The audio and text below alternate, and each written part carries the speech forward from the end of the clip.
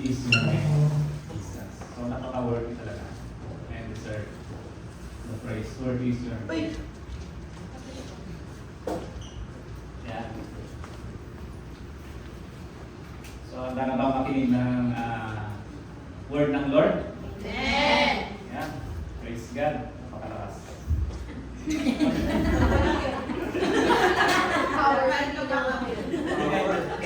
Hindi ako kinakabahan ngayon. Maganda yung topic natin ngayon kasi narinig niyo naman, malakas. Malakas yung instruction ng ating cover ngayon. Tamang-tama yung ating ano eh. Ang dalawa lang ang aking topic ngayon. So, the instruction of God. Tamang-tama yung ano. Hindi ko yun ano eh. Kasi nung time na ano, last third week sana ng September right? Then, the deadline of God. Alam niyo na yung aking topic na magmumula. Saan magmumula? Hindi.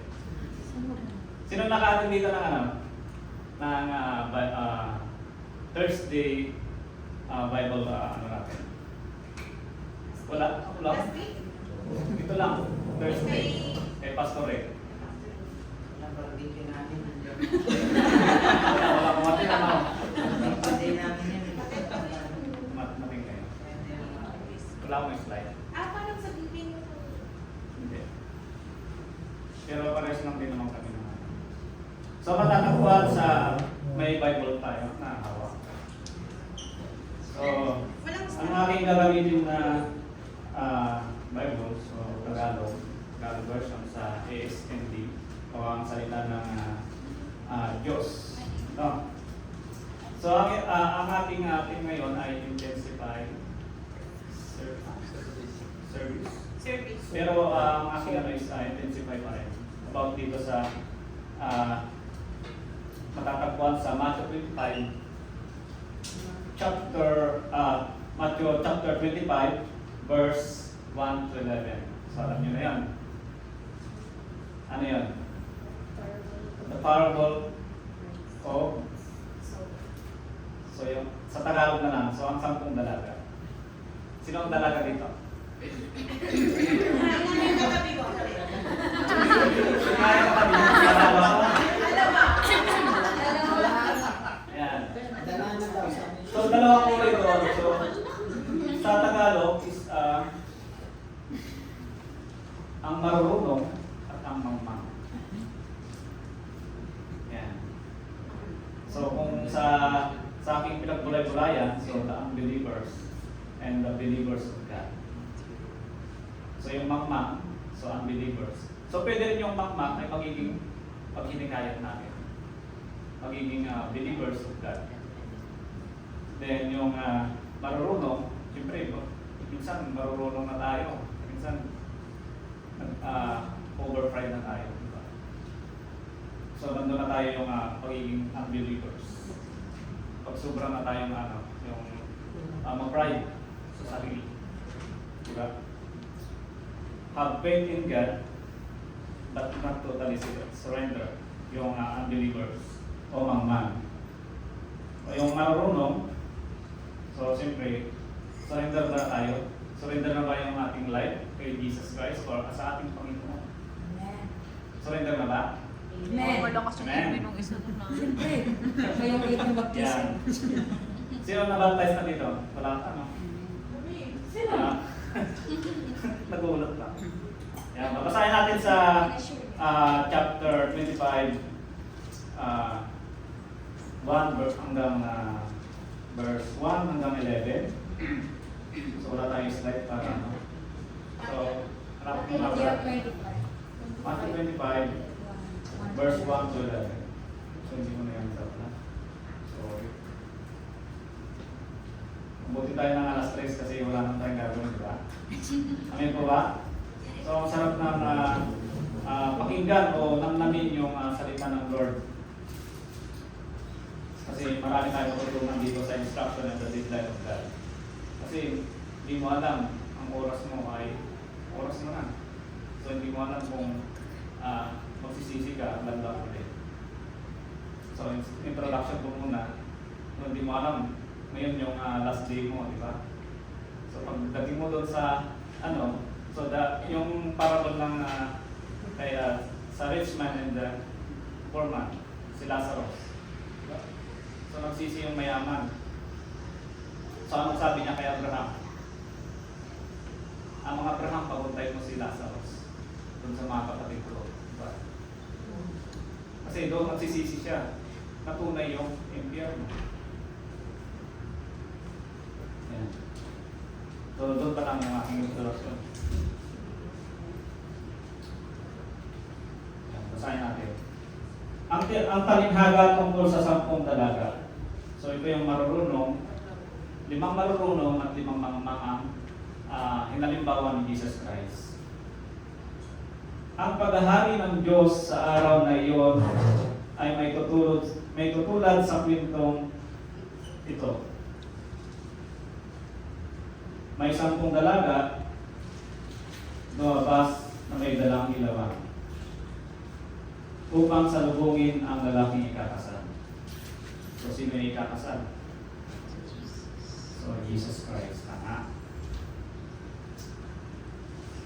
Ang 5 sa kanila ay mangmang at ang 5 ay marurunong. Ang mga mangmang ay nagdala ng ilawan, pero hindi nagdala ng reserbang langis. So dito pa lang, instruction ng Lord. So ano ang dadalhin mo? Diba? Mamaya tatapusin muna natin.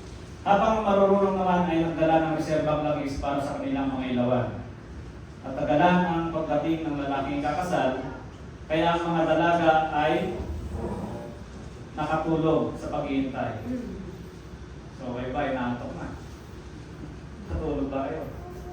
Baka natutulog na. So makinig tayo. Mabuti. Nang hating gabi na biglang may sumigaw, nariyan na ang ikakasal. Halika kayo, salubungin ninyo. Nagising ang 10 dalaga at hinihanda ang kanilang ilawan. Sinabi ng mga mamang sa marurunong, pahingi naman ng kaunting langis. Malapit na kasi mamatay ang mga ilawan namin. Sumagot sila, hindi pwede. Dahil hindi magkasya sa atin ang langis. Pumunta na lang kayo sa tindahan at bumili ng para sa inyo. Kaya umalis ang mga mamang na dala para bumili ng kanilang langis. Habang wala sila dumating ang lalaking ikakasal, ang 5 kakahanda at sumama sa kanya sa handaan. Pagpasok nila, sinara ang pintuan. Maya-maya ay dumating na ang 5 mangmang na dalaga at nagsisigaw. Papasukin niyo po kami. Pero sumagot ang lalaki, hindi ko kayo kilala. At sinabi ni Jesus, kaya magbantay kayo dahil hindi niyo alam ang araw o oras ng aking pagbabalik. So, may pumasok sa ating isipan o pusat isipan sa napakagandang talinghaga about dun sa marurunong at 5 mangmang. So yung ikakasal, so si Jesus Christ. So ang ilawan doon, so ano yung ilawan? Ang salita ng Panginoon. So yun yung magiging reserva natin. Katulad ito, nandito tayo. So praise God, nandito tayo ngayon, may kinig ng kanyang salita. So nandito ako upang gamitin, upang ibahagi sa inyo. Amen? Amen. Kasi yung salita niya, yung pinakalangis natin. So observe natin. Nakakilala kayo kay Lord. So yun yung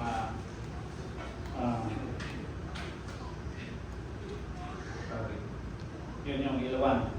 So salita ng Panginoon. So reservang langis, so yung study the Word of God. So yun, meditate the Word of God. So yun yung kasi yung magiging reserva natin o panlaban natin sa kaaway. Diba? Kasi pag wala kayong reserva, katulad ng mangmang na binanggit dito, so nangihingi na lang. Kasi yun yung time na eh. time na ng pagbabalik ng Lord.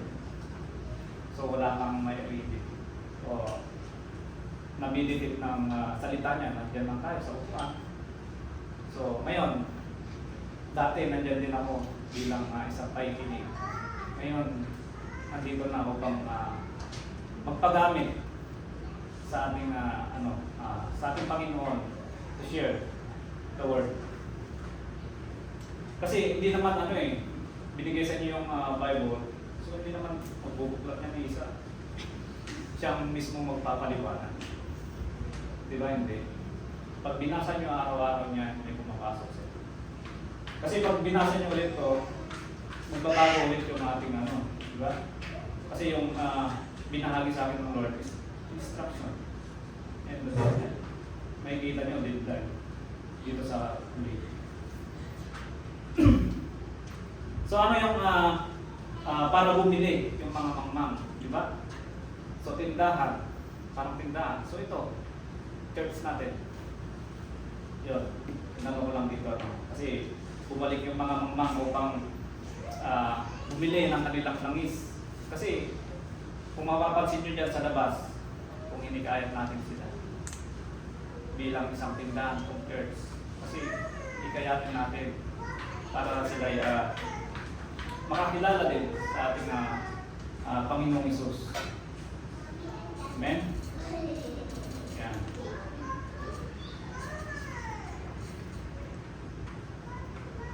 The instruction of God.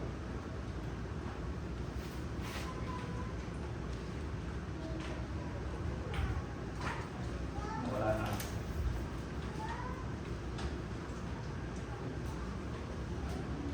So ilan dito yung binigyan ng instruction ng Lord. So makapansin natin sa 10 dalaga. So binigyan sila ng instruction upang magdala kayo ng reserbang langis para sa paglalakbay nyo ay hindi kayo maubusan. Yeah? Instruction pa lang ng Lord. So sa simula pa lang kay Adam and Eve, so binigyan na sila ng instruction. Tama? So ano yung instruction na ibinigay sa kanila? Dahil tayo ngayon, nagkaroon tayo ng nature of sins. Yan. So yung instruction nila, so huwag kakainin ang bungang, ano yung bunga? Mansanas. Kasi mag-aanas. Mansanas ba yan? Kasi nung bata ako, mansanas ang pero hindi. Ang mga babae. Yun yung pagkakilat lang ng masama at mabuti na bunga. Amen? So ano pa yung naging instruction ng Lord? Kay Noe. Ano yung instruction niya kay Noe? Gumawa ng ark. You know what is ark? Ark is kumbaga yun yung pinaka-salvation natin. Tignan nyo yung kay Noe. So binigyan siya ng instruction. Hindi naman niya mabibuild yung ark na napakalaki. 50 by 300. Ilang palapag yun? Ilan lang sila? So hindi naman kasama yung mga nasa paligid kasi hindi kaya niya in 100 years. Yung mga nasa palibot niya na magbago na kayo kasi because yung time na yon napakasama yung mundo. Kasi yung galit ng Panginoon ay grabe na yun. Kaya nakita niya, may isang faithful servant, si Noe, at yung family niya. So napaka-faithful. Although si Noe ay isang lasinggero. So nag-instruct ang Lord kay Noe na gumawa ng barko. Kasi sila yung makakaligtas. Parang yung makikita natin dito sa ark is the salvation sa atin. Yun yung parang barko. Parang ito. Ito na yung paghihintay sa atin. No. So yung instruction ng Lord to mag-aral ng kanyang salita. Yun yung pinaka-ark. Habang binibuild yung ark, yun yung faithful natin. Amen? Isa pa sa bali 5 yung instruction na yun dito. The instruction of God kay Abraham. So, ano yung instruction kay Abraham? Inalay niya yung kanyang anak, kaysa-isa niyang anak.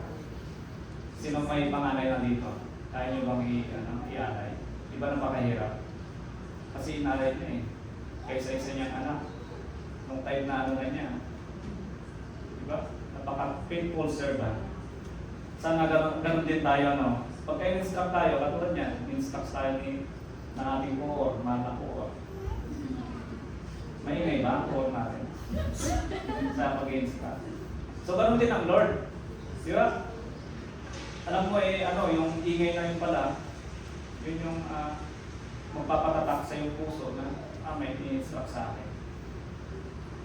Di ba? Kahit dito sa church, kung in-instruct ka, kailangan mong gawin. Amen? Amen naman. Kahit napakabigat na sa akin, hindi yung dito ka lang. So, okay matulog, katulad ng mga natulog. So, maalala nito yung 10 dalaga. Although nakakaantok sa hapon na to, pero yung mapupulot nating aral about dito sa 10 dalaga ay tatatak sa aming mga isipan. Napakaganda talaga itong ito talaga yung binigay sa akin to share para magbago tayo kasi in-instruct tayo. We have a deadline. Instruct, bumuhay ka, may deadline pa rin. Diba? Kahit saan ka pumunta, may deadline. Ikaw, may expiration din. Lahat tayo may expiration. Lahat ng bagay dito may expiration. Kaya nga, instruction, deadline. Ayan. So isa pa yung nag-instruction ng Lord kay Moises. Ano yung in-instruct sa kanya? Marami. Kahit yung pagsulat ng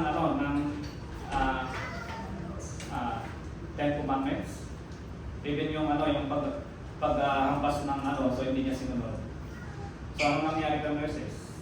So hindi siya nakarating doon sa promised land ng Lord. Sino ang nakarating? Yung servant niya na isa. Si Tama. Yan.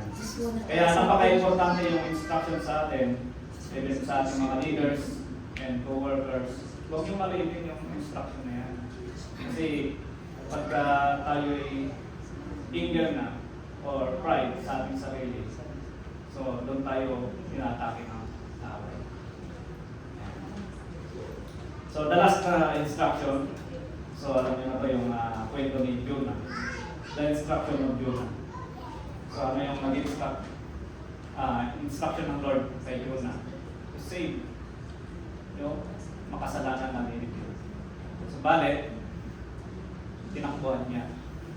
Tinakbuhan niya hanggang sa kinain siya ng isda sa loob ng 3 araw.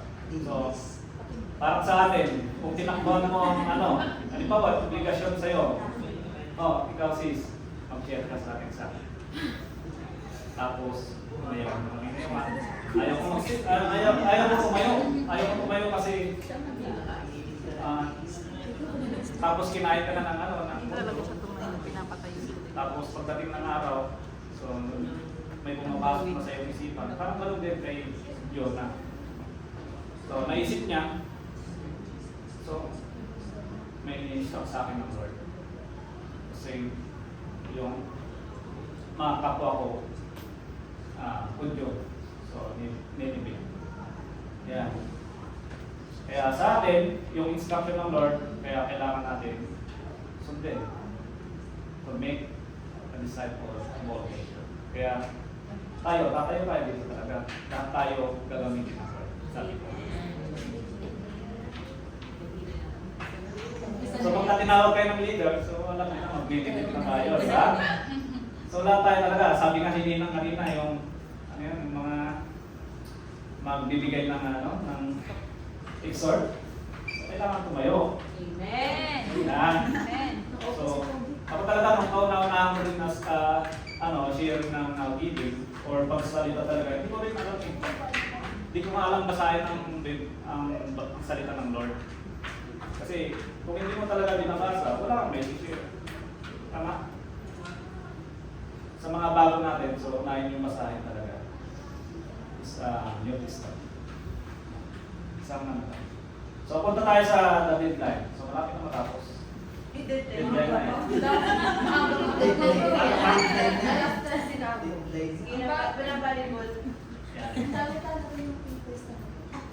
Pero isa pa yung aking magiging instruction. So, ito dapat yung aking magiging conclusion. So, ano yung instruction ng Lord? Yung pinakamahalagang instruction sa atin sa New Testament or sa kabuuan, buod ng ating ang salita ng Lord. So, ito yung magiging instruction sa atin talaga. Napakahirap. Pero, ito yung instruction sa atin, sa lahat. Love the Lord with all your heart, with all your soul, and with all your heart. Tapos yung pangalawa, love your neighbor as yourself. So, napakahirap, di ba? Magkaway kayo. Paano ba? So, dito ba ay nagmamahalan tayo bilang magkakapatid? Amen. Yan. Kailangan, pagka may tampuhan na, or ano, so, tabi-tabigin nyo na Gusto ko malaki. So, magmahalan tayo bilang isang magkakapatid or bilang magkakapatid sa pananampalataya. Hindi yung magmamahalan tayo bilang Oo. Pero kung may asawa ka, so magmahalin mo pa rin yung may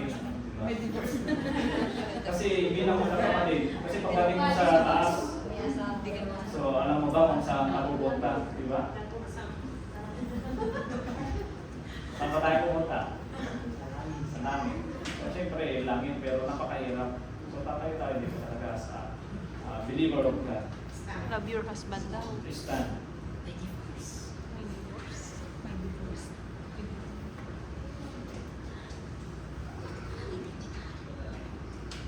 Deadline. So, babasahin ko yung Matthew 24, verse 15 to 31. So, mga bata. Sino ba magpasa kung kaya ka O walang tatanggi. Kasi nakatapos lang yung instruction. So in-instruct tayo. So pag deadline, napakahirap yung pag-deadline talaga. Diba? So ito yung mga inano sa akin ng Lord as the deadline. So sa Matthew 24 verse 15 to 31. So konti lang naman. 24 ano? Chapter 24, verse 15 to 31. 24,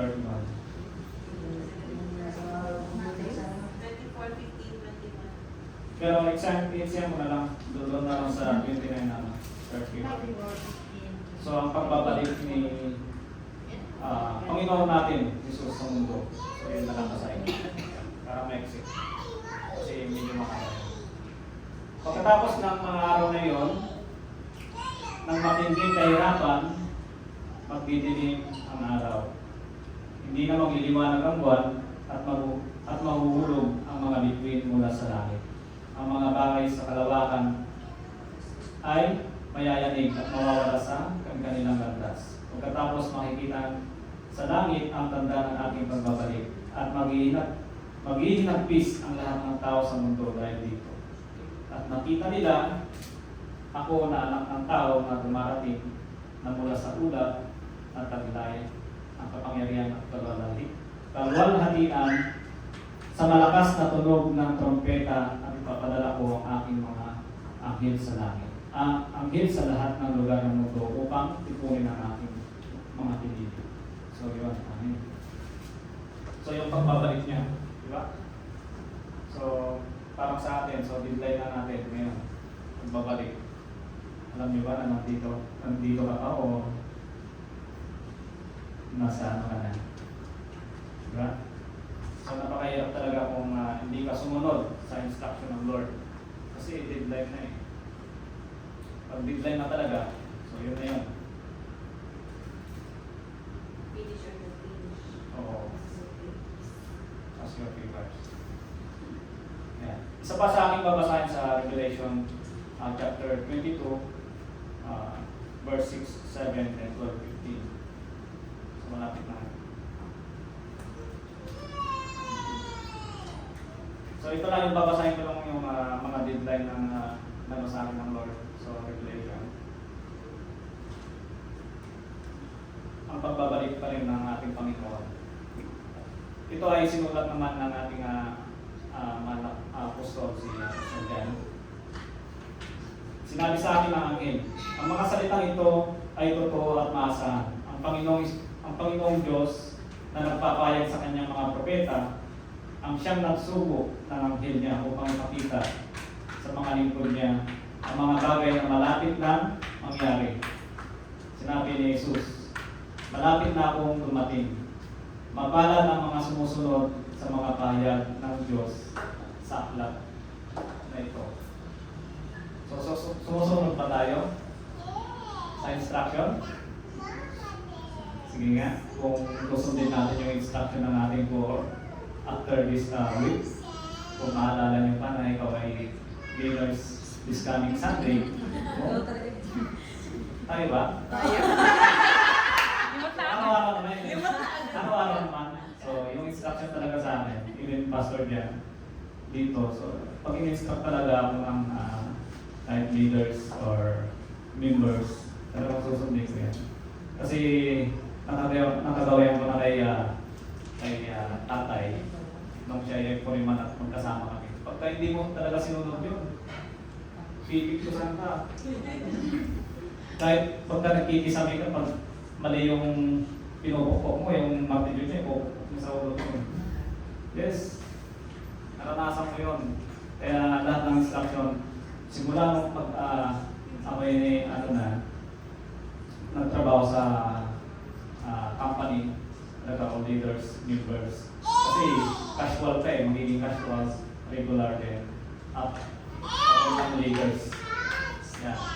Kaya naranasan ko yung talagang susunod ka sa mga instruction ng boss mo, kahit kapwa leaders mo. Kaya kailangan magiging pantay ka pa rin. Huwag ka maging mataas. Yeah. Kaya yan sa atin. So parang si Lord din sa atin, kung talagang hindi ka susunod, minsan patalikod ka sa Kanya, di ba? Minsan yung pride mo talaga number one na magiging sa atin. Kasi pagka yun yung maging sa'yo, andyan na si Satan. So wala na si Lord sa iyong buhay. Pag pride talaga ang nauna.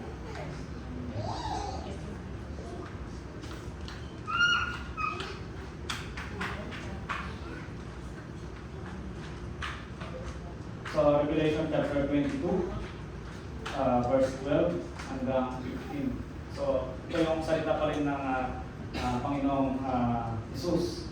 Kay Juan, sinabi ng Panginoon, makinig kayo. Malapit na akong dumating. So talagang inaano niya sa kanya na malapit na talaga siyang dumating. Di ba? Tingnan niyo yung pag-build ng ark. So ilang years. So pinagtatawanan si Noe. Kung makakita nyo yun, kung ilalaborate nyo yung paggawa niya ng barko. So paggawa niya ng barko, tatawanan mo dyan sa labas na napakalaki tapos nasinggero pa, di ba? Kayo na nasa paligid natin. So minsan pinagtatawanan natin yung instruction ng Lord. Di ba? Kaya dapat makinig tayo sa lahat ng instruction. Dala ko ang aking gantimpala para sa bawat isa ayon sa mga ginawa niya. Ako ang Alpha and Omega. Nang ibig sabihin, ang una at ang huli. So sabi ko instruction and deadline. Pag umuwi ka, una hanggang huli. So siya yun. Ang simula at ang katapusan ng lahat. Mapalad ang naglilinis ng mga damit nila. Tingnan nyo yung mga damit nyo malinis. So anong ibig sabihin niya? So may bahid pa ba ng kasalanan sa atin? So meron pa rin. Nandun pa rin yung step by step. Nandun talaga na parang nilalaban mo yung damit na puti na may mantya. Talagang unti-unti mong binabras hanggang matanggal, di ba? Ganun din sa kasalanan natin. Kasi ang mundo ay puno ng kasalanan. So, Satan works. Satan works. So, kung mapapansin nyo, di ba? So, kung pupunta kayo ng China, so, pag dala nyo po, sigurado, okay. Ayos kayo kayo dyan. China. Di ba? Bawal ang ano doon. Kasi lahat doon nakatago ang ano nila. So, walang apps. Sa atin dito sa Taiwan may apps. Diba? May Bible apps. Pero doon wala talaga.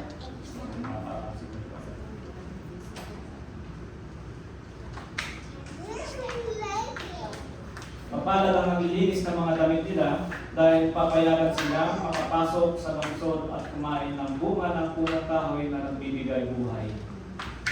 Yan.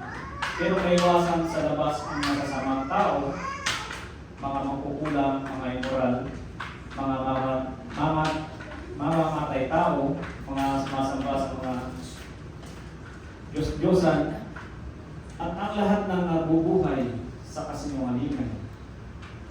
Akong si Jesus ang nagsugo sa aking anghel upang sabihin sa iyo ang mga bagay na ito para sa mga iglesia. Galing ako sa mga angkan ni David at ako rin ang maninig na between sa umaga. Amen. So, yun. Napakalinaw yung sinabi ng Lord kay Juan na siya ay malapit ng dumating. Amen. So, magtatapos tayo sa Matthew chapter 7, verse 21 to 23. Amen. So, alam niyo ako. Kumbaga nagre-remind na lang sa atin itong verse na to sa atin. Napaka sa atin itong verse na to. So, natok na kayo? Katulad ng Hindi. So, yan. So, may nakuha pa na kayo eh. May langis eh. Kaya kailangan natin mag-reserve.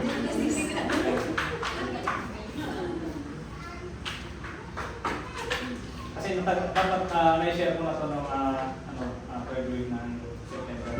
Natagalan na February. So sabi niya dito sa Matthew chapter 7 verse 21 to 23.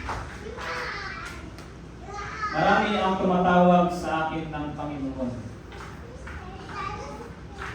Pero hindi nangangahulugan na makapapasok sila sa kaharian ng langit. So katulad nun, yung 5 dalaga na mangmang, di ba? Pumalit pa sila upang mag-meditate ng word ng Lord, pero huli na ng lahat kasi deadline na eh. Yun yung binigay ng Lord sa atin. Katulad natin, so siyempre hindi natin alam. Yun na pala yung sinyalis na pagdating ng Lord. Pero huwag kayo maniwala dun sa mga bulaang propeta. Baka mamaya naniniwala na kayo dun sa liwas. Malapit nang dumating. Pero wala pang sign talaga. So, kaya din ang prayer ng bawat isa na talagang kung yun na talaga yung araw ng pagbabalik ng Lord. So, maging handa ang bawat isa. Amen? Kaya katulad ng 5 mangmang, di ba? So, hindi sila nakapasok sa kaharian ng Panginoon. So, yun.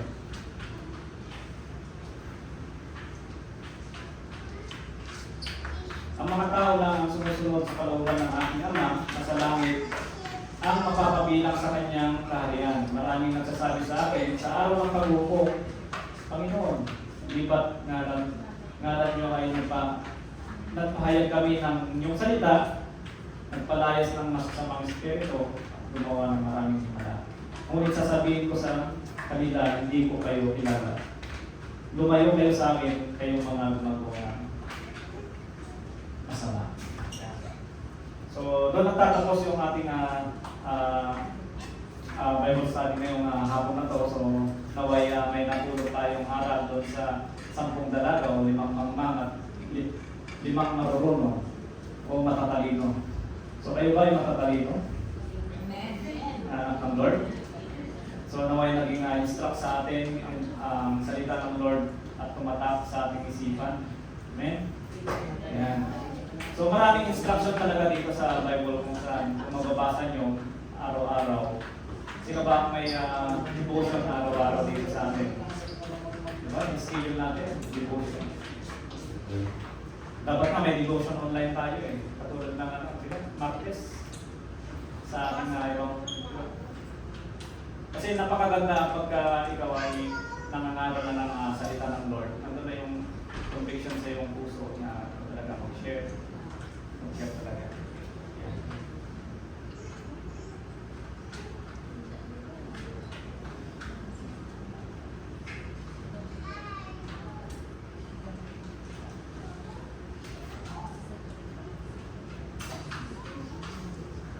So, yun lang yung aking so, Joshua 1:8, meditate this word day and night, yun lang yung aking na sa hapon na to, yung instruction and the deadline. So, may makishare sa testimony.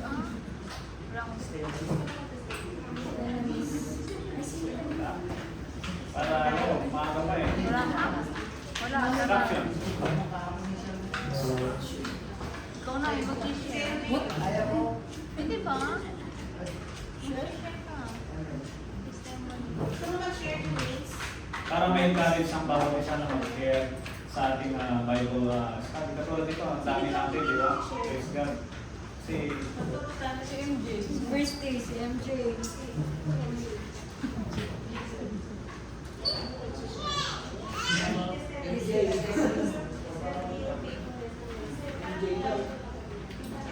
yung goodness ng Lord. Yan si Dokto, baka meron.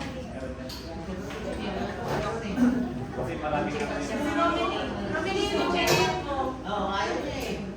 Dito makatulog niya. Oo, Practice na to ng lives mo talaga.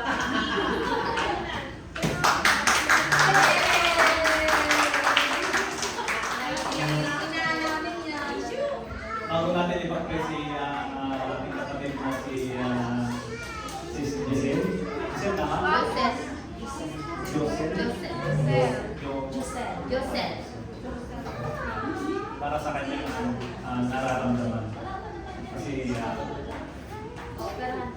opera. Kaya, testimony. Kasi bago tayo po natin ng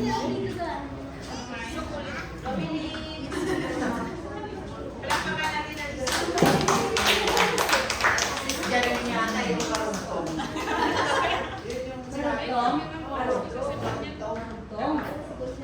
The second part. Pusin na lang. Alam niyo eh. Nalingit na si Brochat eh. May mag-pray. Pray mo na lang si Rosalie. Ano nga yung sinunod ni Brochat? Sa mga mapang. Instruction. Instruction And deadline. Deadline. Di ba? Meron talaga pa, leader ka. Kung ikaw taga-explain. Pero glory to God sa buhay ni Brochat dahil napapagamit siya sa Panginoon. Diba? Kaya hanga ako sa mga taong nagpapagamit sa Panginoon. Kaya nawa, one day na makita ko kayo dito na tayo sa harapan, lalo yung mga girls. Kaya may schedule natin yung mga girls ngayong this month.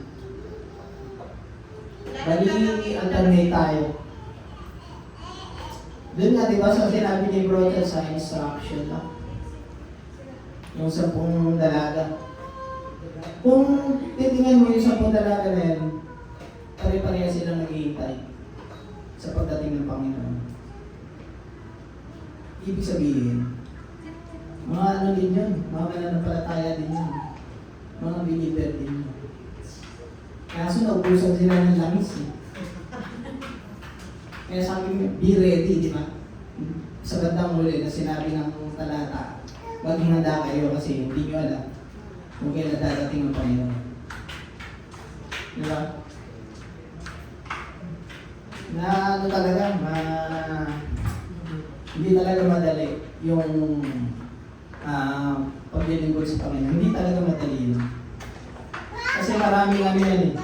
Maraming kinataanan. Kaya masabi ng Panginoon, di ba, makikot ang daan patungo sa kaharian ng langit. Hindi talaga madali. Kung titingnan natin, nabasa ko yung buhay ni Solomon, no? Napakalino ni Solomon, di ba? Dahil humingi siya ng karunungan sa Panginoon. Humingi siya ng wisdom para mapamahalaan niya yung yung kanyang kaharian. Dahil yun ang pinali niya kay David. Di ba? Kaya ni David, siya yung nagmahal ng kaharian. Napamahalaan niya ng maayos. Pero nung sa bandang huli, ano ba yung kwento ni David? Bumagsak si David, si Solomon. Biruin mo siyang nagsulat ng Proverbs, ng mga awit. Pero sa bandang huli, alam mo anong nangyari kay Solomon? Ngayon, kung nagbabasa ka ng Biblia, alam mo ba naging buhay ni Solomon?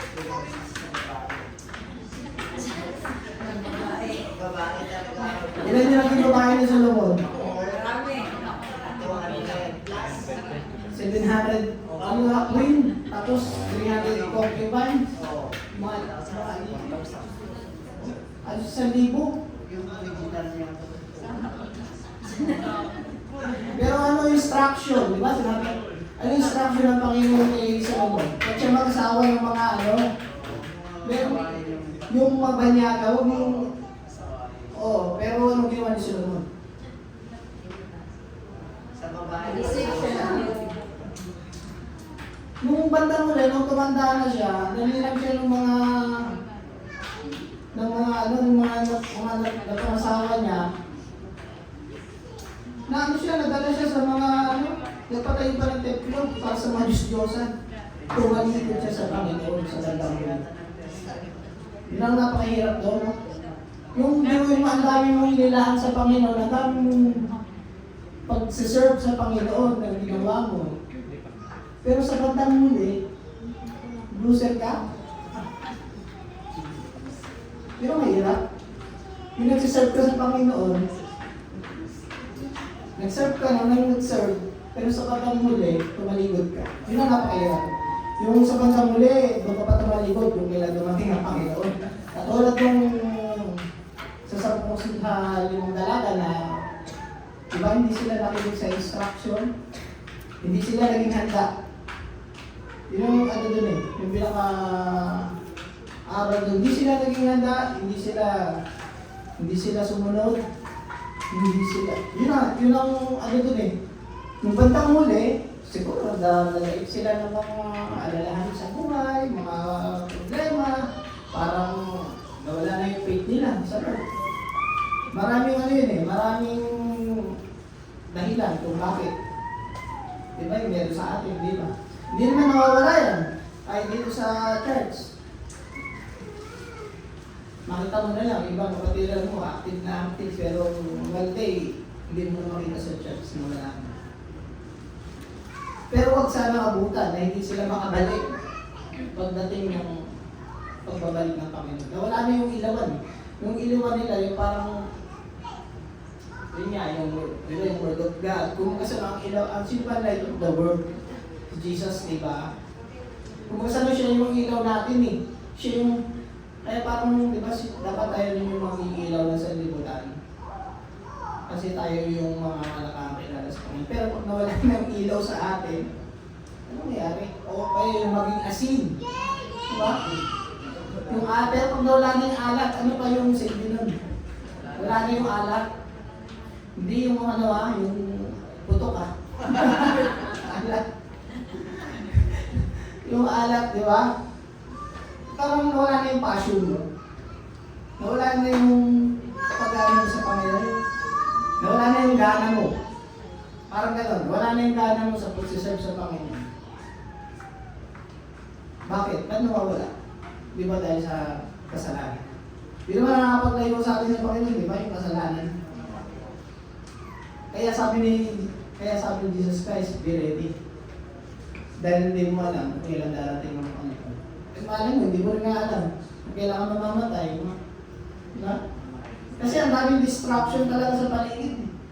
Kahit nga ako, nadi-distract eh. Diba? Kahit nga ako leader, nadi-distract din ako. Minsan, nilalaro-laro ako. Minsan nga, ML ako.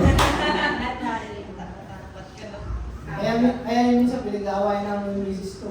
Ikaw leader, bakit ganyan ang ginagawa? Diba? Naglalaro-laro ka. Pero gusto ko rin kasi maano. Kaya nalit kami.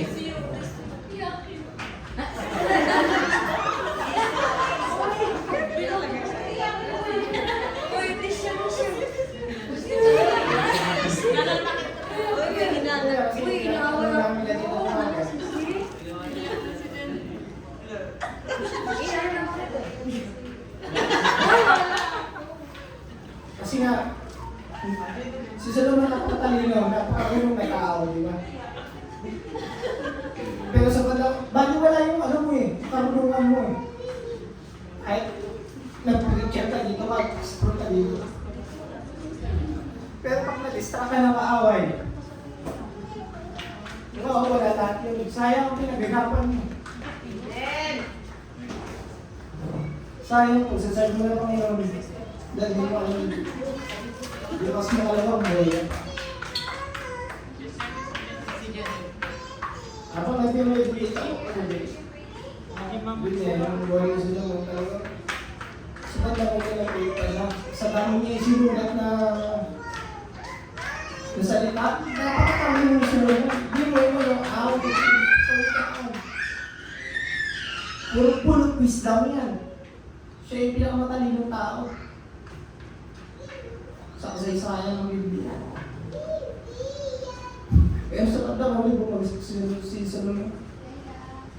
Sabi nung Bible, sabi nung tumanda na siya, nangyayang siya. Tumalilit siya sa Diyos.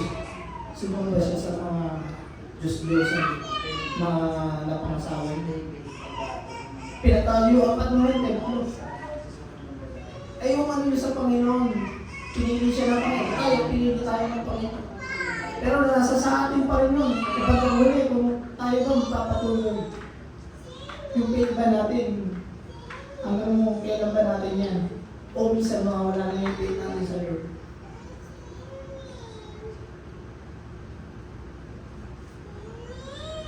Hindi lang kasi basta marunong ka eh. Hindi lang importante yung kailangan, marami kang alam sa Bible eh. Ang tanong, na-apply mo ba yan sa buhay mo? Na-apply mo ba yan? Ikaw, Kristiyano ka. Tapos, marami kang alam sa Biblia. Pero, gumagawa ka na hindi ka lulul sa Panginoon. Nangangalunya ka. Alam mo, Kristiyano ka.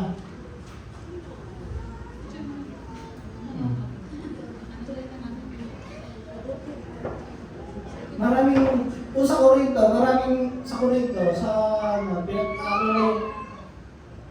dito natin yung buhay sa Corinto na sinabi ni Paul, yung mga tao doon, gumagawa ng mga yung bang hindi ka lulubog sa Panginoon. Nagsiserve sila sa Panginoon, pero gumagawa sila ng mga bagay na hindi nalulubog sa Panginoon.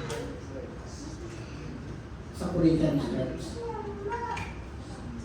Wala mong inano. Kumbaga sa ito yung conviction ng Holy Spirit sa akin. Kumbaga sa yung instruction dapat hindi ka lang dapat nakikinig. Kailangan mayroong pagsunod. Yun ang kasi sa pagmamali, baka huwag mong ipagmalaki, sabi ni Paul, na nasa ka. Kumbaga sa'yo yung nasa taas ka, baka bigla kang bumagsak. Baka mamaya sabi mo, buspus ka ng dalan ng Espiritu, pero baka sa batang muli, bumagsak ka. Hindi natin kasi Kaya tayo, be ready. Kung mga sana bago mapag-matchat ka kasi hindi mo. Ang kaaway, aligid-aligid yan. Di ba? Kaya, maging handa tayo. Dahil, makipilan tayo patungo sa kanya ng tayo.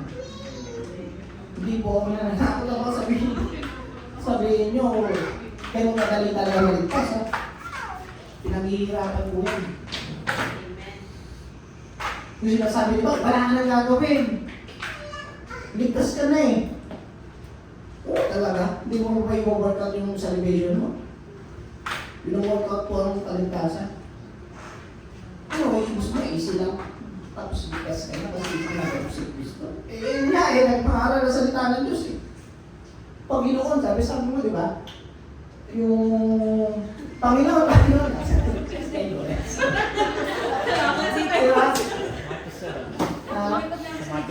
Diba? Tumatawag sila eh. Believer, ibig sabihin nun, believer sila. Babae. Panginoon, di ba?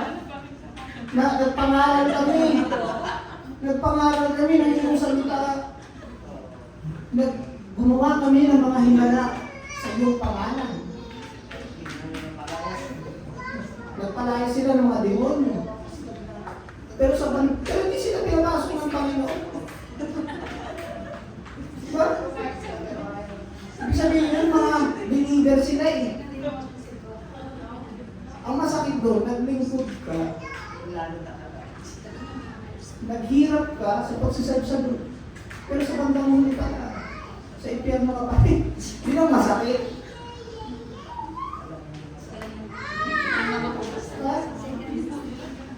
Nag-serve ka, pero baka mamaya, totoo ba yan? Genuine ba yan? Pagsasalam mo sa kaya kailangan natin magseryoso eh. Hindi pwede yung pabanding-banding lang, kalaro-laro ka lang.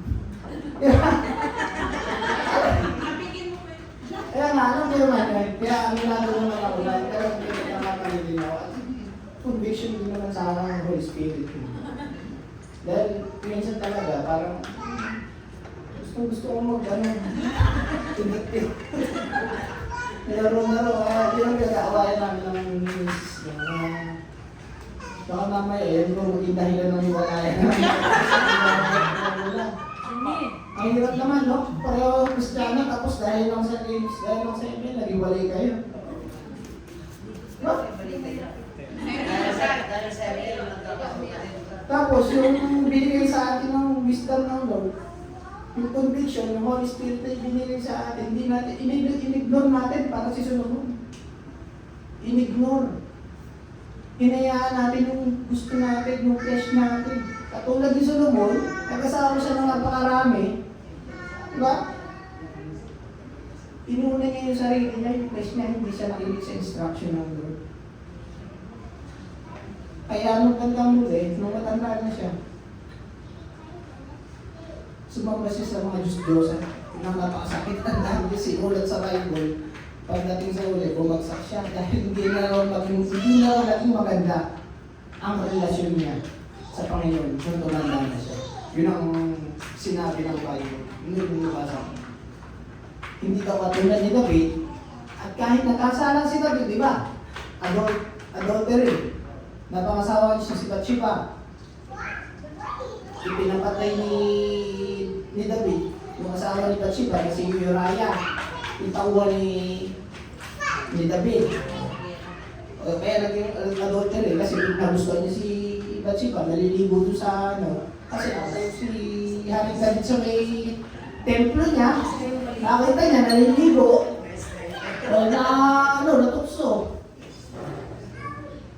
Inano niya, pinatawag niya.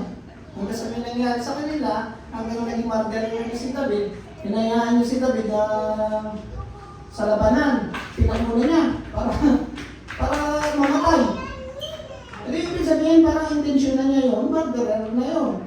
At sabi niya hindi siya pumatay, intensyon niya na mamatay si Uriah. Kaya minsan talaga, pag yung mga flesh natin talaga yung inuna natin, napapahal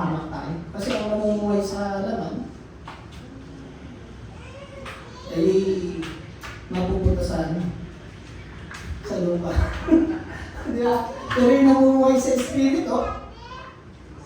Oh, di ba? Kaya, kung sana yun, kailangan talaga maging handa tayo. Dahil hindi natin alam. Kung kailan tayo, hindi ko alam. Kailangan na mamatay. Bukas, mahalawa. Ha? Kaya maging handa. Sabi, be ready. Kaya, lagi tayo makinig sa instruction ng Lord. Hindi ka lang basta kailangan makinig. Kailangan mag-obey ka. Kulang ang pakikinig. Kulang ang kaalaman. Karunungan. Kung hindi ka sumusunod sa Panginoon. Kahit napakadali mo, kahit pastor ka pa. Hindi naman sa atin lingid yung mga ibang pastor, di ba? Meron nagiging nagkakaroon na ibang babae. Pare, pastor, ano pa? Workers. Real talk. Real talk tayo. Di ba? Kahit sa mga ibang church, napabalitaan mo, may nangyayari, pero mga hindi kalugod-lugod na nangyayari, pero may asawa, pumapalod sa may may sabit. Di ba? Kaya ano tayo dapat? Maging totoo tayo, maging genuine tayo na Kristiyano, hindi nagpapanggap lang. Dahil sa bandang huli, isusulit natin sa Panginoon. Masyado lang mga tayo, usapan natin. Masyado ang mga dala sa... Hindi, okay lang. Sa sinerte, Brochad eh. Kasi doon na wala. Sige, mag-operate.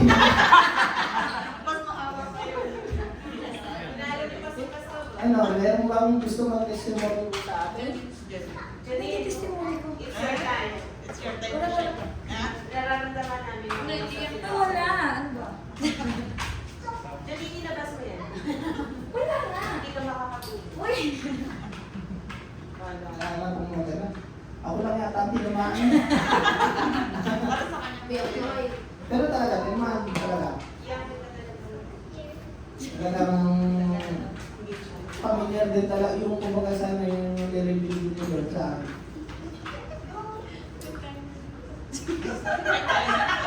Timer. Nire-remind ko rin yung sarili ko. Hindi lang kayo, pati yung sarili ko nire-remind ko. Kasi lahat tayo, walang exempted sa atin dito. Pare-pares lang tayo tao. Hindi naman po kamatay ako dito talagang banal na banal ako. No? Marami din akong pag-uulang. Baka mas banal pa kayo sa akin. Ha?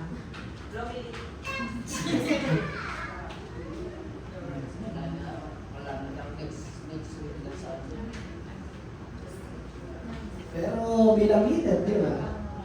Nakatasan tayo. Kahit ano pa yan, kahit may kabigatan yan sa yung parang ayaw mo lumayo. Minsan talaga parang ayaw mo lumayo. Kasi may pinagdadaanan ka. May mga bagay na parang naghihinder sa'yo para hindi ka makatayo. Dumarating talaga yan. Kahit kanino. May mga pinagdaraanan. Pag mo na sis, wala ko sa modisyon. Parang gano'n. Diba? Pero, kailangan mo ibig sa Lord. Kailangan mong ipakita yung paano kabuti ang Diyos sa buhay natin. Kung paano niya inaayos yung buhay natin. Siguro kung hindi na ako Kristiyano, baka matagal na ako naghiwalay ng asawa ko. Totoo yun. Hindi na mahihirap mo. Totoo yun. Medyo ano din kasi ako.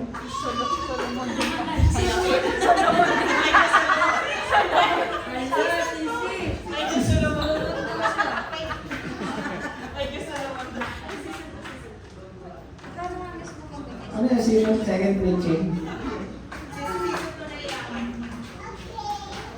Wala na po mag-share. Kaya kung magkasano, kailangan reminder ni Bro siya, iba? Na ginamit siya ng Panginoon na makinig tayo sa instruction. At tapos, maging handa tayo. Dahil hindi natin alam kung kailan darating ang Panginoon. Sumunod tayo, hindi lang tayo makinig. Sumunod ka, may kasamang gawa.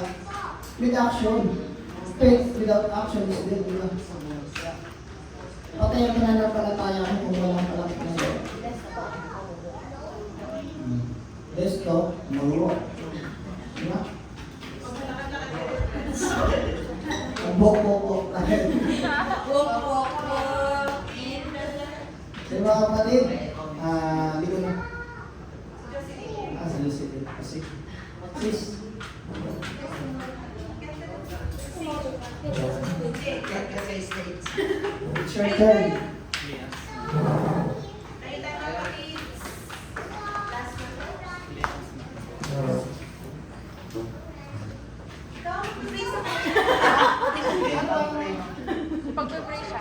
Charlie, ikaw na kanina. Share na yung stuff eh. Hindi naman.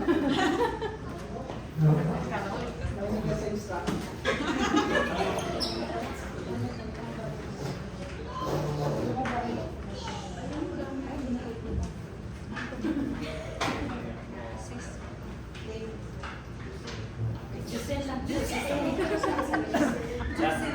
So, inanyam lahat na so, i-hands natin para sa yes, Father, thank you Lord sa natapos namin na gawain Lord God at sa mga kinig na yung mga anak Panginoon na marami silang napulot na instructions Lord God sa iyo Panginoon. At sa aming kapatid na ito Panginoon na si Jose Lord God naway sa kanyang operation Lord God naway maging okay lahat Panginoon naway ikaw ang bahala Panginoon for guys financially at sa lahat ng doctors Lord God for the operation Lord God naway maging okay lahat Panginoon at sa kanyang karamdaman Panginoon sa Lord God naway mag-ilog to Lord God for the healing Lord God in Jesus name. Thank you Lord sa kanyang buhay Panginoon sa pagpaparal dito Lord God sa iyong bahay sa mga Lord God na naway siya ay magamit mo inspiration ng bawat sa Panginoon for the healing Lord God. Lord, salamat Panginoon sa kanyang buhay. Sa mga kapatid ko na narito Panginoon na mga nagbahagi na aming salita kay Brother Jaime Lord God. Ibig ni Lord God sa ginamit ng Panginoon bilang Panginoon. Salamat Panginoon for this afternoon. In Jesus' name we pray. Amen.